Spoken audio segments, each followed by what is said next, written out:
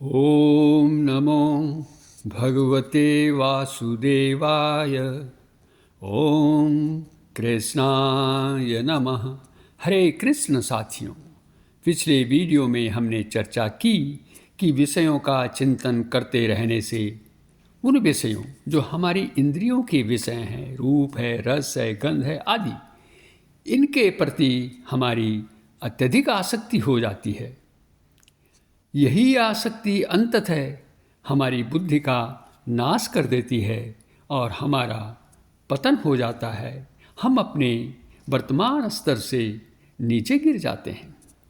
अब यदि हम आसक्ति रहित हो जाएं, तो क्या इससे हमारी आध्यात्मिक उन्नति हो सकेगी? आइए जानते हैं भगवान श्री कृष्ण इस संबंध में क्या कह रहे हैं। सुनिए भगवद गीता का यह श्लोक। राग द्वेष विमुक्तस्तु विषयानि इंद्रियेश्वरन् आत्मवशेर्विधेयात्मा प्रसादं धि गच्छति। अर्थात भगवान कह रहे हैं, आत्म संयमी पुरुष राग द्वेष से रहित अपने वश में की हुई इंद्रियों द्वारा विषयों का सेवन करता हुआ भगवान की कृपा प्राप्त कर लेता है। अतः अब ऐसा कौन सा व्यक्ति होगा जो भगवत कृपा प्राप्त नहीं करना चाहेगा? अब हम इस श्लोक की विस्तृत व्याख्या करेंगे और जानेंगे कि स्थित प्रज्ञ मनीषी किस प्रकार चलता है, अर्थात वह अपनी इंद्रियों को कैसे व्यवहार में लाता है। साथियों, अर्जुन ने भगवान श्री कृष्ण से स्थित प्रज्ञ व्यक्ति की विशेषताएं पूछी थी और उनमें से उनका एक प्रश्न यह था कि स्थित प्रज्ञ व्यक्ति कैसे चलता है। हम जानते हैं कि साधारण मनुष्य तो इंद्रियों का दास होता है। वह अपनी इंद्रियों के अनुसार ही व्यवहार करता है, क्योंकि उसकी इंद्रियां उसके वश में नहीं होती। उसका मन भी उसके वश में नहीं होता। उसके मन में तो राग और द्वेष भरा रहता है। लेकिन स्थित प्रज्ञ व्यक्ति का मन भी उसके वश में होता है, उसकी इंद्रियां भी उसके वश में होती हैं और उसमें राग और द्वेष का लेश मात्र भी नहीं होता, क्योंकि इंद्रियों को वश में करने के लिए उनका राग द्वेष से रहित होना, मुक्त होना जरूरी है। अतः स्थित प्रज्ञ व्यक्ति राग द्वेष से सर्वथा मुक्त रहता है। अब हम यह जानना चाहेंगे कि राग और द्वेष क्या होते हैं।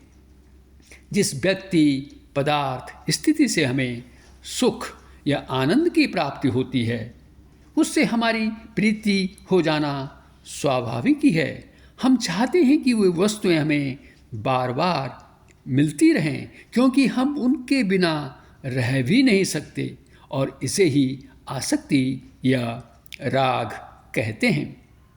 और जब इन पदार्थों से, वस्तुओं से हमें सुख का या आनंद की अनुभूति नहीं होती, तो हम उनसे घृणा या नफरत करने लग जाते हैं। यही द्वेष है। हमें अपने मन को राग और द्वेष से मुक्त रखना है। इससे क्या होगा? इससे हमारी इंद्रियों की जो बुरी प्रवृत्तियां हैं, जैसे लोभ है, मोह है, ईर्ष्या है, ये सब क्या होंगी? ये समाप्त हो जाएंगी। इनके समाप्त होने से क्या होगा? हमारा मन निर्मल हो जाएगा, शुद्ध हो जाएगा और निर्मल मन ही भगवान के चरण कमलों में सहजता से स्थिर हो जाता है।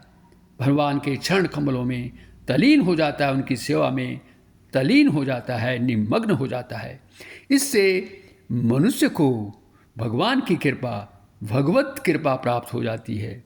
उसे ब्रह्म आनंद की अनुभूति होने लगती है।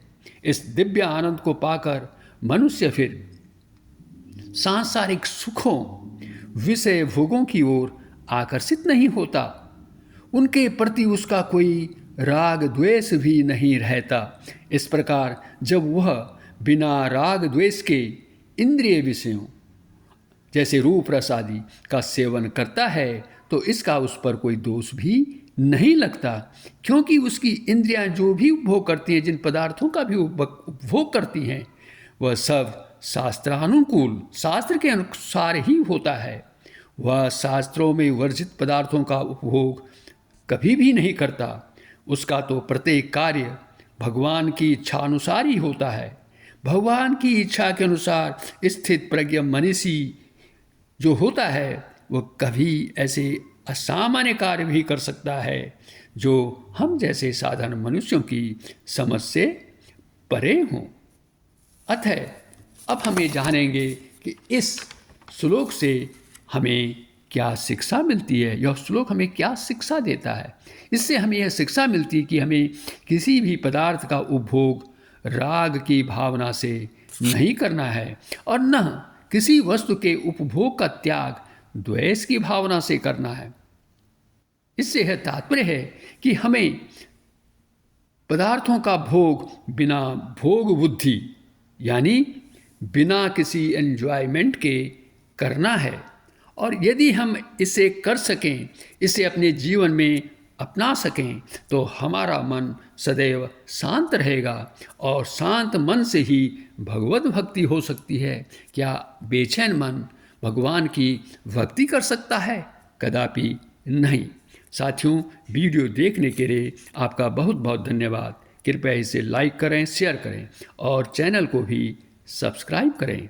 अगली वीडियो में फिर आपसे भेंट होगी और जानेंगे कि संपूर्ण दुखों का नाश कैसे होता है। इन्हीं शब्दों के साथ आपका पुनः